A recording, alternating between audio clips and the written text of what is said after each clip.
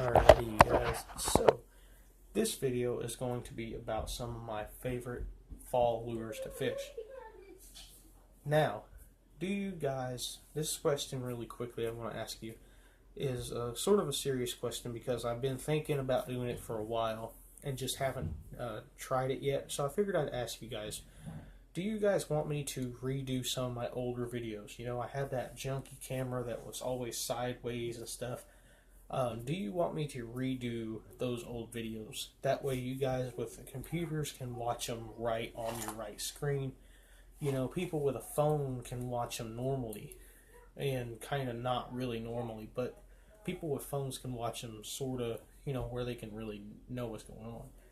But the computer guys that don't have a phone that they watch their videos on, the people that use their computers can't watch those videos right. So do you guys want me to redo those videos? That way you guys with the computers can watch them. So I'll leave you guys with that question before I start doing this.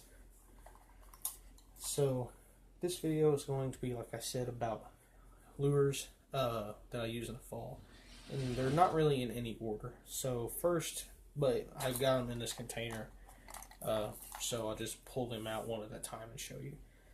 First bait is a toad, Strike King Strike King Super Toad with chartreuse belly, green pumpkin back.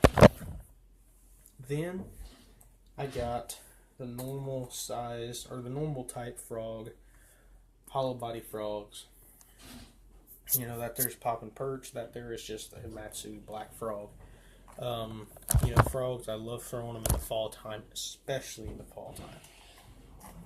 Then, you know, flukes, you know, when them bass are hitting shad, which most places they are, you know, a fluke is key sometimes.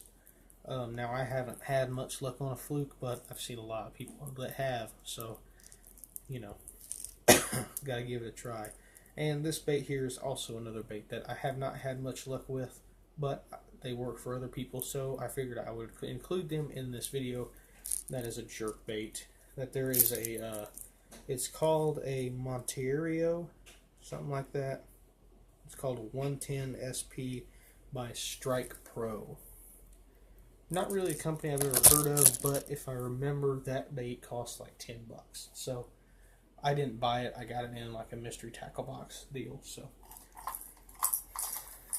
then coming back to the top water category is one of my favorite baits to get blow-ups on because I've gotten quite a few, but I've only caught one fish, and that is a whopper flopper.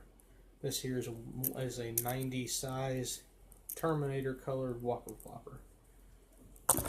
Then I've been searching for the size 110 whopper flopper because I know they make it now, and I couldn't find one for the life of me. I couldn't find one that was cheap enough anyway that I was comfortable buying.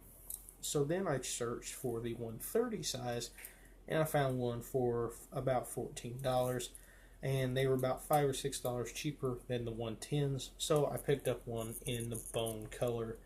Now this is one of my most expensive lures I've ever bought, with actual, like, not in mystery tackle box. I think the most expensive lure I've ever bought was, actually, if I remember right, the most expensive lure I've ever bought is one of these, or not one of these, but one of that same price. I don't remember what it was, but I remember I bought another lure that was about this much. And so those two, this and that other one, are about the same price. So one of my most expensive lures ever to date that I've bought.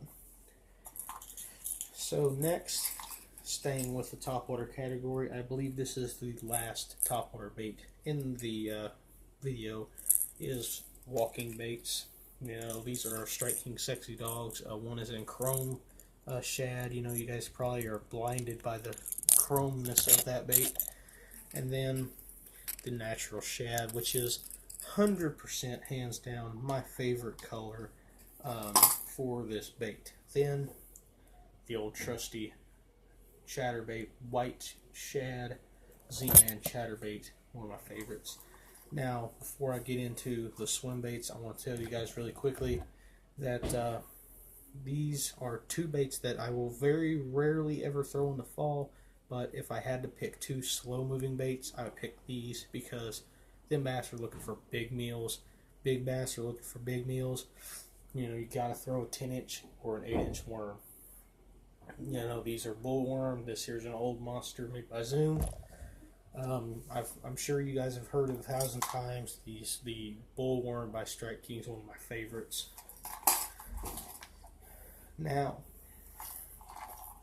we're going to get into swim baits, but first I'm going to show you this small little swim bait before I get into the bigger ones. This is the smallest swim bait I'll ever throw. This is the smallest bait I'll ever throw during the fall. It really is. This is more for the guys who are just really wanting to go out there and get bit a lot. You know, this is for people who are seeing shad schooling and just want to get bit by every fish in the school. And that's this tiny Rage Swimmer made by Strike King on a small, I believe it's a 1/8 ounce jig head. But the hook fits it so well. You know, they can hit the tail, but you know, they eat it 99% of the time because it is very small. It is 2 3/4 inches. Don't even look like it's that big. It looks smaller, but believe me, it is.